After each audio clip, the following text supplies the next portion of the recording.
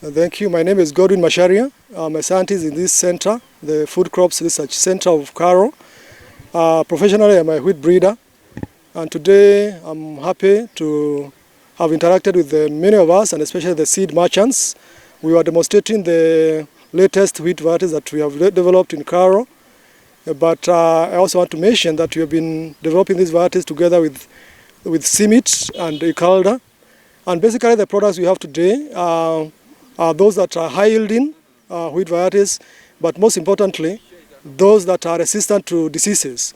One of the key issues in wheat is rust disease, which is in Kenya and also in the region. But also, it has been a problem that every other breeder globally recognizes.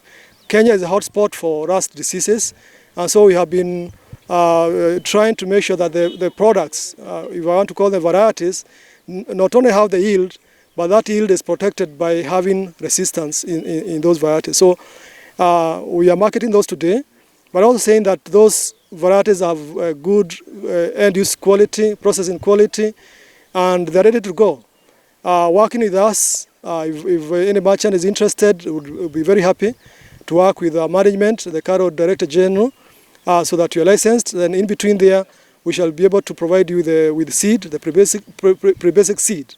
And we can avail that in the shortest time possible. Absolutely. Talking of food security, wheat is one crop, at least for Kenya, whose consumption have really increased in the last few years, would I say the last decade. And unfortunately, the country currently is importing 80% or more or less of its consumption.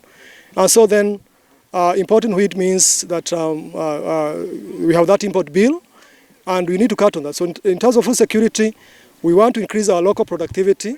So one, we're able to cut on the importation, but also able to create jobs. We're able to create jobs by empowering our farmers, especially the small-scale farmers, with the right products. So this research, at the end of the day, not only directly takes care of the food security by cutting back on the importation, wheat importation, but also by creating those opportunities for our farmers, and especially the youth, to do wheat farming, to produce wheat, and in that way we create self-employment. Yeah, kwa majina naitwa Bwana John Ndungu. Mimi ni mtaalamu mwanasayansi ambaye anafanya na kitengo cha utafiti cha Karo.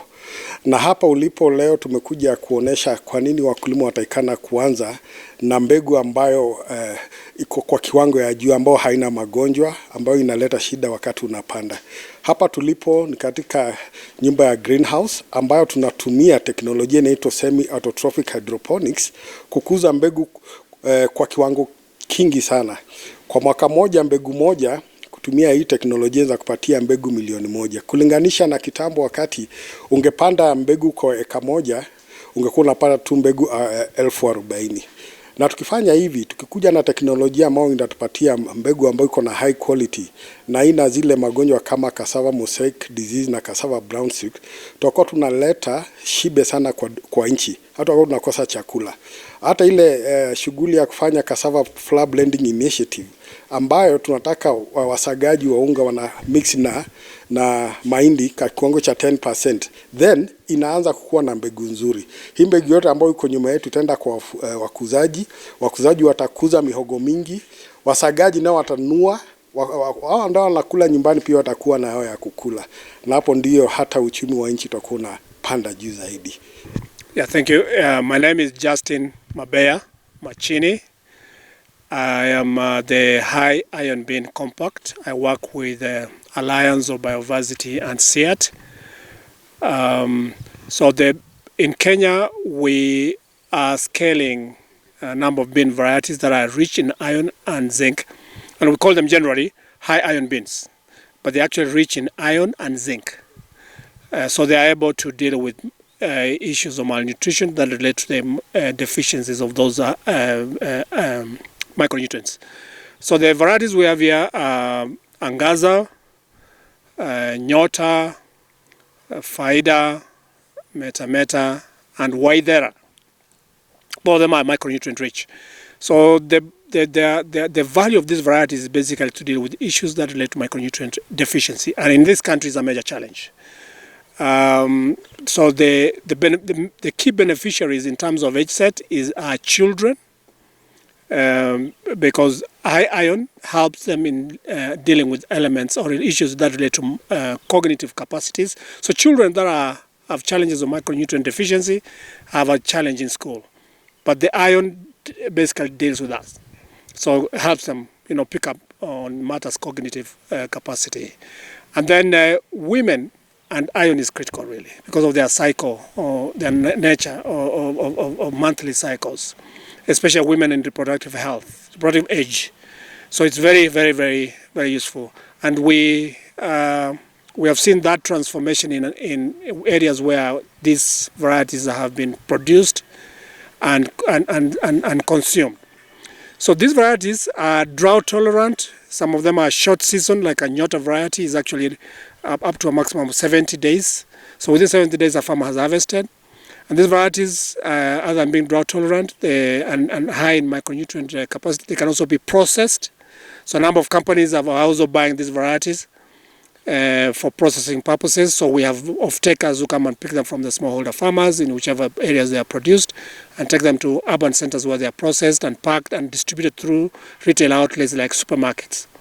And so they therefore address matters nutrition, matters health, livelihoods, incomes, and generally a number of broad spectrum of benefits across all consumers. So we produce this across the country. There are a number of varieties bred for various locations across the country: low altitudes, middle altitudes, and high altitudes.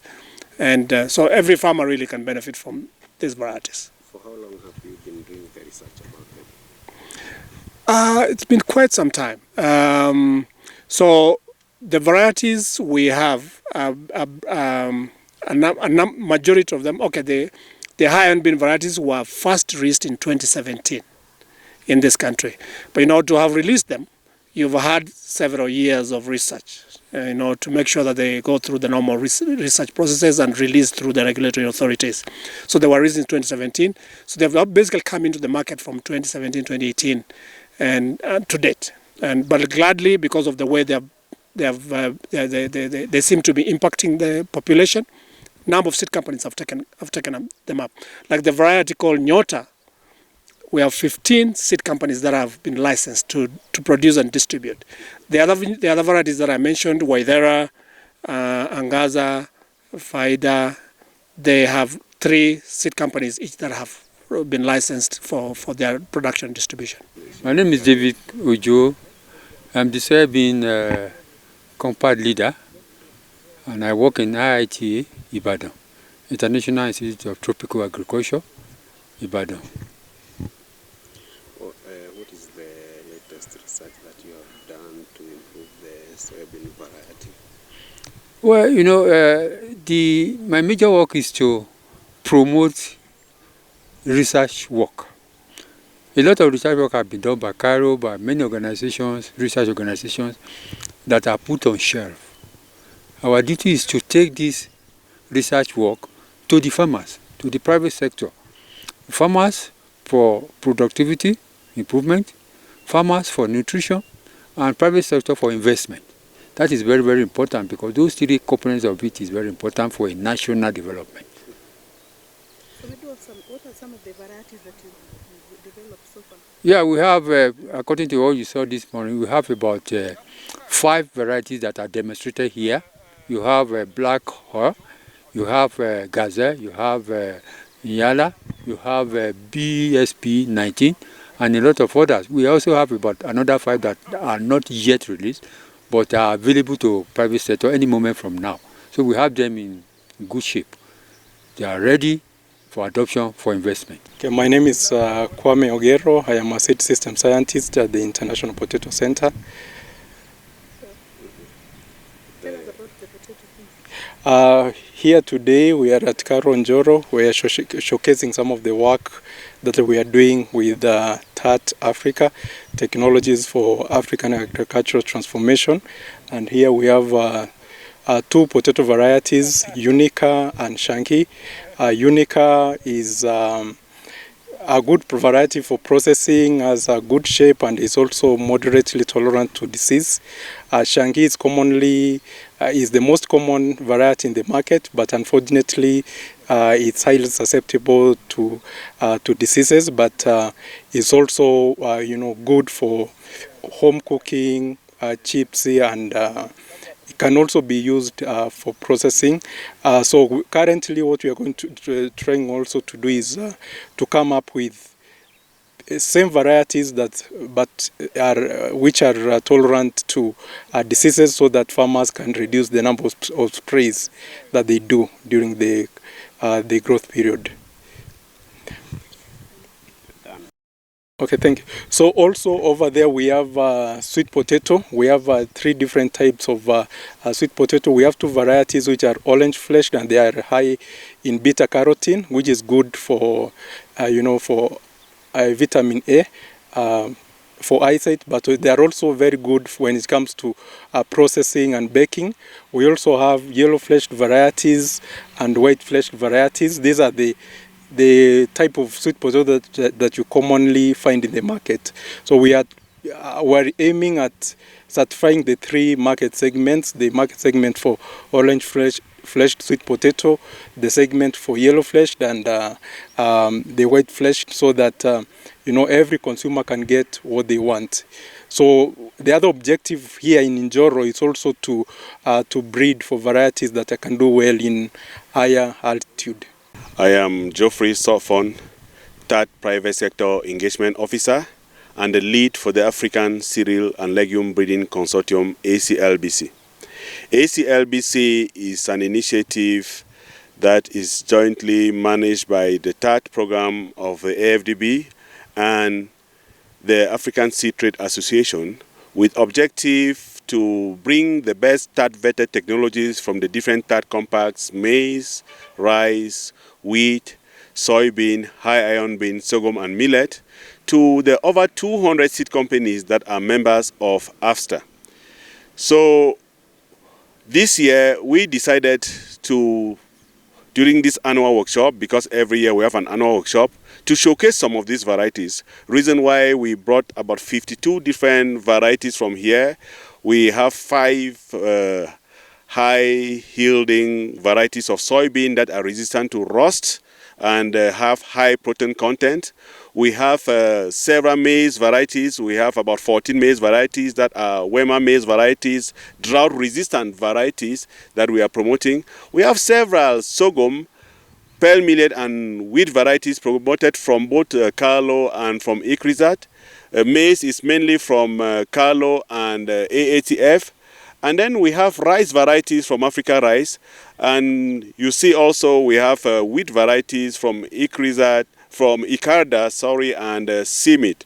So all of these varieties are promoted, and as you saw during this showcasing that happened today, we brought some seed companies who have identified these varieties and they will be interested in picking these varieties. So our intention is to accelerate the uptake of these seed varieties by these seed companies, and it's our wish and hope that these seed companies, over 30 registered seed companies who are present here today, have identified the varieties. They will be able to license them in their different countries. The members of ACLBC come from around the continent. Though we are in Kenya, we had members from Somalia, from Ghana, from Rwanda, from Nigeria, from Cameroon who are here, and from Benin. We have seed companies from these different countries that have come to witness and see what is being demonstrated here. And it's our fervent hope that they are going to uptake these varieties.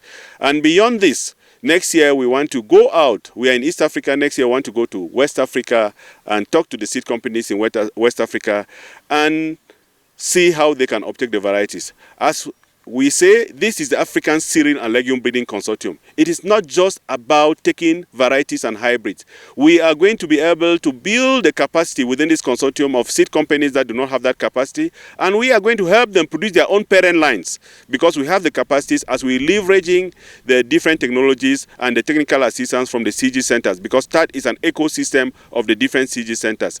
That is one. And secondly, also, through this consortium, we are going to promote the collaboration between seed companies and the breeders of this consultative group, these CG scientists, so that they can produce their own different varieties. We are working in a demand-driven approach where we produce what the seed companies want, or the seed companies collaborate with us to produce what they actually want for their particular market. So we are happy, and we're encouraging seed companies, not only in Kenya, from around, to join ACLBC and benefit. Once you are a member, you have right to 3 exclusive varieties of your choice of any commodity every year. So join us and let's start the discussions on variety uptake and on collaboration for breeding for tomorrow. Thanks a lot. So where do you see the consortium in the next 5 years, and what is it for farmers? The consortium in the next 5 years would have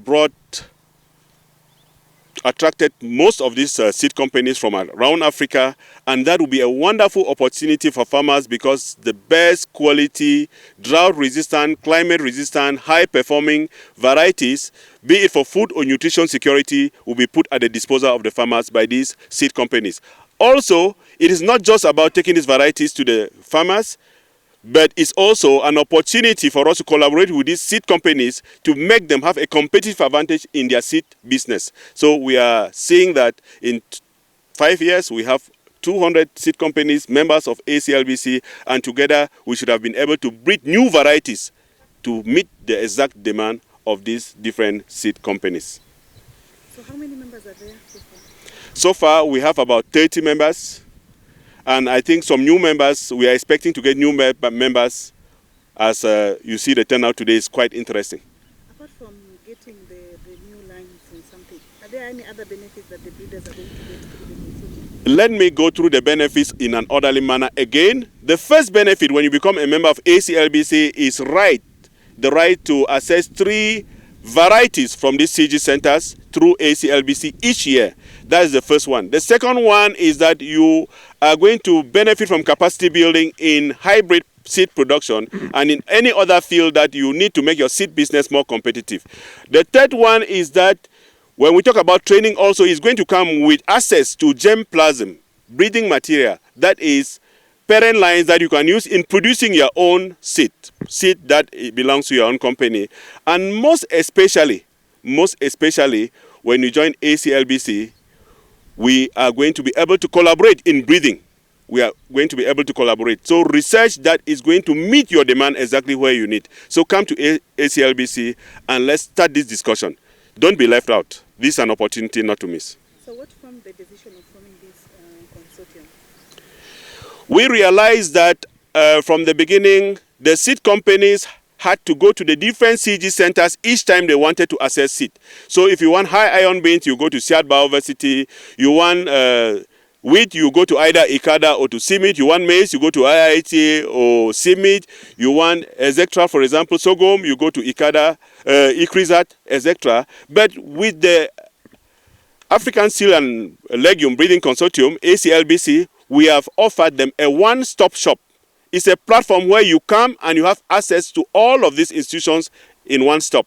So it is a wonderful opportunity to come, and we are going to continue gathering the information, providing the information about what is existing, about the varieties existing. You do not need to come. You just need to contact ACLBC, and we are the marketing agency for the different CG centers when it comes to these seed varieties and hybrids that we are promoting. Any parting shot? Any additions? Of course, come. If you ask questions about the licensing conditions of the different CG centers, we cannot say all of that in this interview, but we provide you all the information that you need to be able to adopt and scale this seed from the moment you pick it up from the center to the moment you test it, till you license and brand it to be your product in your seed company.